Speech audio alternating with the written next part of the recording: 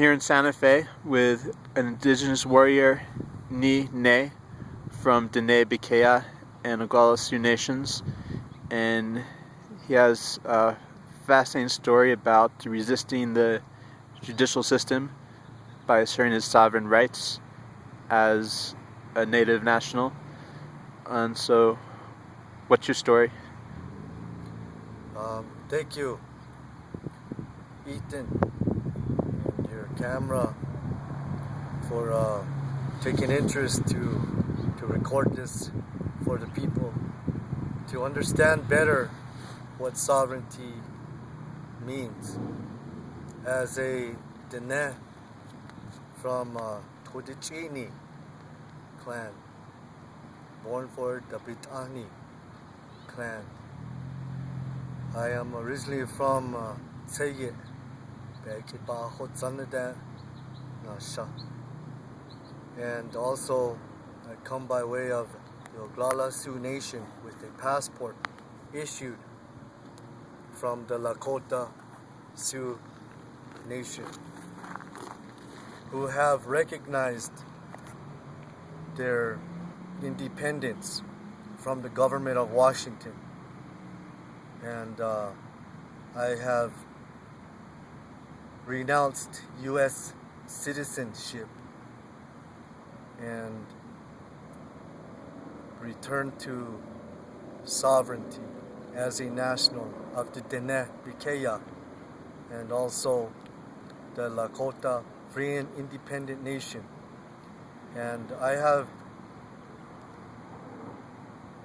been incarcerated, detained for the past 9 months for an invalid driver's license, that is this passport issued from the Lakota Free and Independent Nation. I have already set a precedence with this passport driver's license in the state of Oregon, in the federal courts of the Oglala Sioux tribe, Pine Ridge, South Dakota, also in New York, Bombay Town Court, and last and recent case is in Albuquerque, New Mexico, through the 2nd Judicial District Court and the Metropolitan Court, also Sandoval County District Court. I have represented myself pro se in these cases with no public pretenders, no lawyer representing me but myself. And I managed to get my cases dismissed with prejudice and one without prejudice, that I am now in an appeal with to get it dismissed for lack of jurisdiction, as I am not a citizen pursuant to the code 8 USC section 1401, but I am a free and independent sovereign national of Diné Bikea, recognized from International Parliament, Secretary of State, the League of Indian Nations of North America. And I didn't take no plea bargains. I went through the motions of the judicial process, which is corrupt within itself, when they know from the judge, attorney generals, chief justice, governors, mayors, know that they have no jurisdiction over sovereign nationals. They have jurisdiction over their citizens. but not we, the indigenous people. They know sovereign to sovereign relation, which they are violating every day. There are many of our brothers and sisters, relatives, detained, incarcerated, in prison, away from their families because of this corruption in the judicial system. There is no legal way for me and any indigenous people to be citizens. It's codified as an alien. I didn't wash up from any boat. I didn't come on any boat. I've been here. What do you have to do to assert your rights as a sovereign person, not subject to jurisdiction of the U.S. courts? Well, it starts at your birth. And the government and the court judicial system will tell you because of the Citizenship Act, also known as the Snyder Act. And for all of those Native North American tribal people who have joined in the Biliganas, the Wasichus, wars, because of that act, it made us automatically citizens, newborn and unborn, which is codified as 8 USC 1401, aliens.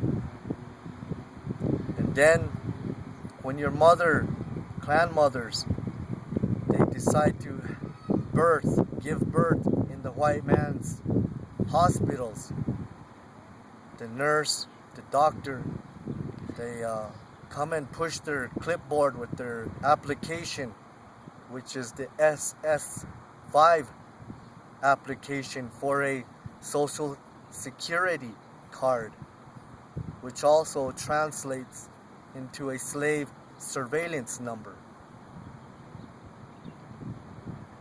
So it's illegal in every state, in all 50 of these incorporated states, for your mother, your father, to make a contract, an application for a minor. And that's how you begin your life, as a slave surveillance number and a piece of stock that is shopped around in the stock market, the stock exchange. As you look at your birth certificate, it looks like a title. It is a title, a slave title. That's how Benjamin Franklin kept track of his Thomas Jefferson. This is how they kept track of their slaves, their niggers, their titles, with numbers. So you're saying, as any person born in this country receives a social security number when they're born, and that makes them a ward of the state. But you, as an adult, have renounced that citizenship, and successfully, from what you're saying, you've defended that in the courts and you've had charges dismissed. So what do other adults need to know about how to do this? To the people who wish to get free from the slave surveillance number, you can go on to the website and do it legally, which is quit Social Security. Through the Social Security Administration. Yes. You can't go to any Social Security, local Social Security office and ask for these documents. They will call the security and escort you away from the building. They don't want the people to know about this. But you can find it online by looking up Quit Social Security. Right. And get the documents, understand them, read them thoroughly, and get them notarized, send it to the IRS, send them to the Baltimore, Maryland address, and also to your local Social Security Administration. And you should receive a receipt stating that your number has been withdrawn. In my case, they didn't do this. So I've had to fight them through the legal system.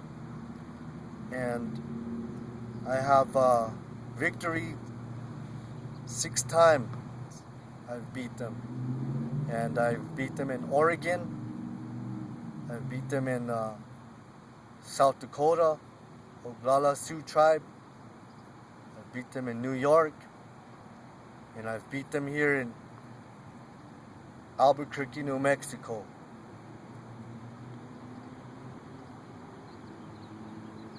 And